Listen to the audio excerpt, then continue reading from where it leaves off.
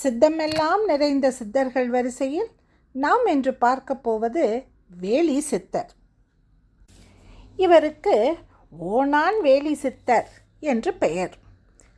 தஞ்சாவூர் திருக்காட்டுப்பள்ளி அருகே உள்ள 9 வேலி திருத்தல ஆலயத்து முள்வேலிகளில் ஓணான்வேலிக்கு இடையில் கண்டெடுக்கப்பட்ட குழந்தை. ஆதலால் ஓணான்வேலி சித்தர் என்ற பெயரை பெற்றிருந்தார். இந்த பெயர் வர மற்றொரு காரணம்.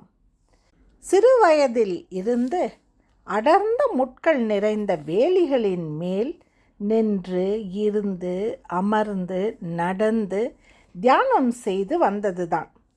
இதில் ஆச்சரியப்படக்கூடிய ஒரு விஷயம் என்னவென்றால், சர்வசாதாரணமாக முள் மீது இப்படி நடக்கும்போது இவர் உடலில் எந்த பகுதியிலும் ஒரு முள் கூட தைக்காது. இவர் வேலியின் மீது நடந்து செல்லும் போது எந்த ஓணானும் வேலியை விட்டு ஓடாது. இவரது கால்களில் மிதிப்பட்டால் கூட அந்த ஓணான் ஆடாமல் அசையாமல் அப்படியே இருந்த இடத்திலேயே இருக்கும். காலின் கீழ் மிதிப்பட்ட ஓணானை இவர் கையில் எடுத்ததும் அவற்றின் உடல் பகுதியில் எல்லாம் முன்பு போல சீராகி புத்துணர்ச்சி ஏற்பட்டு குதூகலத்துடன் இவரை வணங்கி செல்லும்.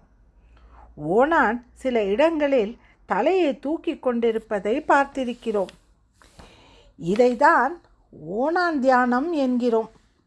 எந்த சப்தம் எழுந்தாலும் கொஞ்சமும் அசையாமல் தலையை தூக்கி உயர்த்திய நிலையில் வானத்தை பாராது பக்கவாட்டு பார்வையில் தியானம் செய்யும் நிலை மிகவும் கடினம்.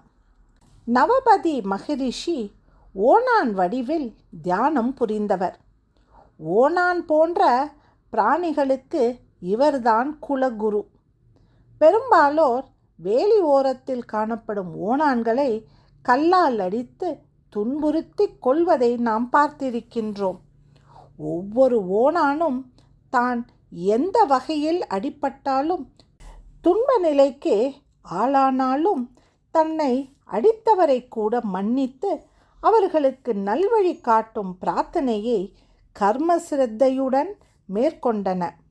இதனால் ஒவ்வொரு ஓணானுக்கும் தானாகவே புண்ணிய சக்திகள் திரண்டு தம்மை ஆன்மீக பூர்வமாக காத்து கொள்ளும் புண்ணியத்தையும் சூக்ஷமத்தையும் பெற்று தந்தவர் நவபதி மகரிஷி. இந்த நவபதி மகரிஷி தான் தம்முடைய மாமுனிவாச நிலை முழுமை அடைந்தவுடன் ஓணான்வேலி சித்தராய் மீண்டும் உலகில் தோன்றினார். எப்போதும் முள்வேலியிலே தங்கி ஒவ்வொரு வேலி ஓணானிடமும் பேசும் வழக்கத்தை இவர் கொண்டிருந்தார். ஓணானுடைய யோக குணங்களை பற்றி மிக பலருக்கும் எதுவும் தெரிவித்ததில்லை. வேலியில்தான் இவர் பூஜைகளை மேற்கொள்வார். ஆலயத்திலோ மரத்தடியிலோ இல்லத்திலோ தங்குவது கிடையாது. இவர் தங்கிய இடம் எல்லாமே வேலிகளாக இருந்ததால் ஓணான் வேலி சித்தர் என்ற பெயரே இவருக்கு நிலைத்துவிட்டது. யோகாசனத்தில் ஓணான்வேலி ஆசனம் என்ற ஒன்று உண்டு. வெட்டவெளி தியான நிலைக்கு ஓணானுடைய உடல் அமைப்பு மிகவும் முக்கியமானதாகும். இரு கைகளை தரையில் வைத்து அழுத்தி அந்த அழுத்தத்தில் இரு கால்களை மேலே எழுப்பி உடலை அந்தரத்தில் நிலைநிறுத்தி பறப்பது போன்று தலையை தூக்கிய நிலையில் காணப்படுவது ஓணான்வேலி ஆசனம். குடல் சுத்தம், விந்து சுத்தம், இரத்த சுத்தம், மூளை சுத்தம், எண்ண சுத்தம் போன்ற 5 வகை சுத்தங்களை ஒரே சமயத்தில் இந்த யோகாசனத்தில் மூலம் பெறலாம்.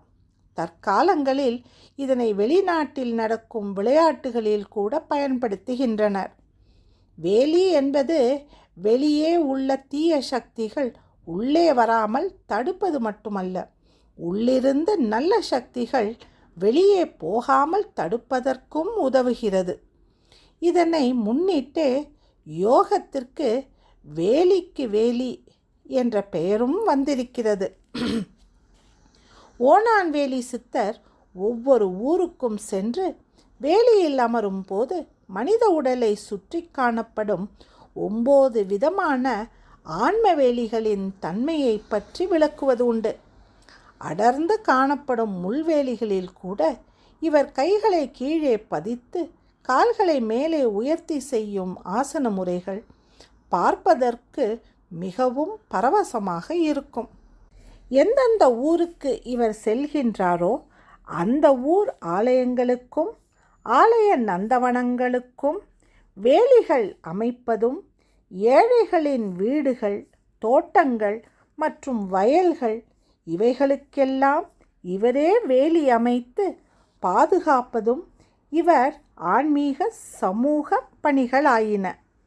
இந்த வகையில் 1008 வேலிகளுக்கு மேல் உட்கார்ந்து தியானம் மற்றும் யோகாசனங்களை செய்து வந்த ஓணான்வேலி சித்தர் தம் 16வது வயதில் திருவண்ணாமலையை வந்தடைந்து தினமும் குறைந்தது 9 முறை மலையை சுற்றி கிரிவலம் வந்து ஆங்காங்கே இருந்து வேலிகளில் தம் தியானத்தை 32 வருட காலம் தொடர்ந்து செய்து வந்தார்.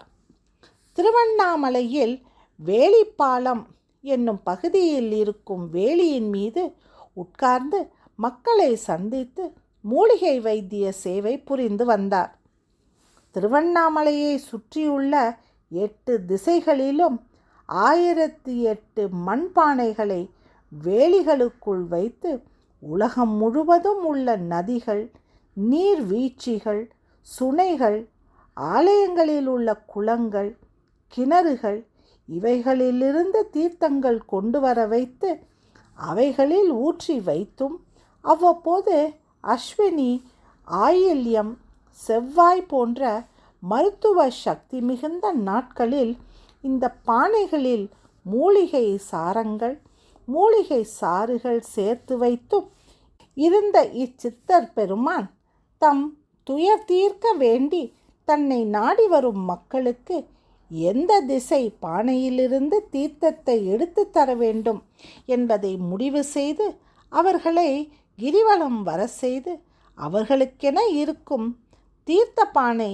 எங்கே இருக்கிறதோ அந்த இடத்தில் பானையை தோண்டி எடுத்து அதிலுள்ள தீர்த்தம் எடுத்து ஒரு அகப்பை மூலம் கொடுத்து அதன் பிறகு உள்ளங்கையில் 2-3 தீர்த்த சொட்டுகள் மட்டும் வைத்து அதை கீழே சிந்தாமல் எவ்வளவு தூரம் நடக்க முடியுமோ அவ்வளவு தூரம் நடக்க செய்வார்.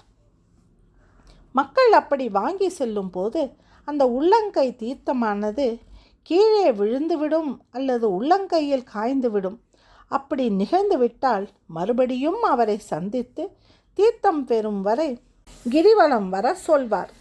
இப்படி இவர் அளிக்கும் எளிமையான பரிகாரங்கள் மூலம் திருவண்ணாமலையில் இருந்த எண்ணற்ற மக்களுக்கு தீர்வு கிடைத்தது. தவிர இந்த சித்தர் இதய நோயுடையோர், மனநோயுடையோர், மனநிலை சரியில்லாதோர், மனவளம் குன்றியோர் ஆகியோரின் நிவர்த்திக்காக அபூர்வமான மூலிகை மருந்துகளை அளித்து வந்தார்.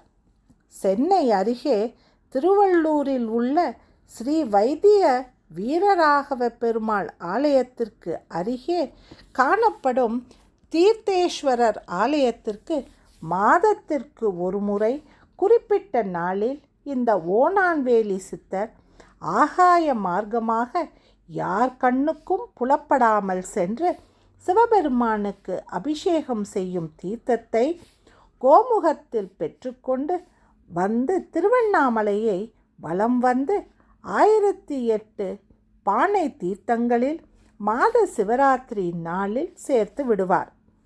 அதனை தம்மை நாடி வரும் மக்களுக்கு வழங்கி அவர்கள் குறை போக்குவார். இப்படியாக திருவண்ணாமலை பகுதியிலே தெய்வீக சமூக ஆன்மீக பணியாற்றி வந்த ஓணான்வேலி சித்தர் வேலிப்பால தரிசன பகுதியில் அண்ணாமலை ஜோதியுடன் கலந்தார்.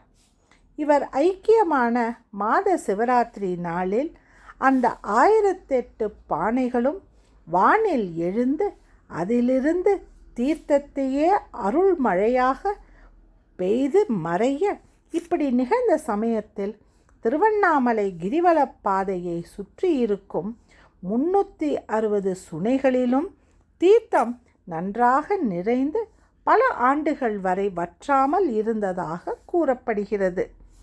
சிவராத்திரி நாளில் கிரிவலம் வருவோரில் பாக்கியம் உடையோருக்கு இவர் வைத்திருந்த பானை, அகப்பை மற்றும் வேலி போன்றவற்றின் தரிசனங்கள் கிட்டும். மீண்டும் நாளை இன்னொரு சித்தரை நாம் தரிசிக்கலாம்.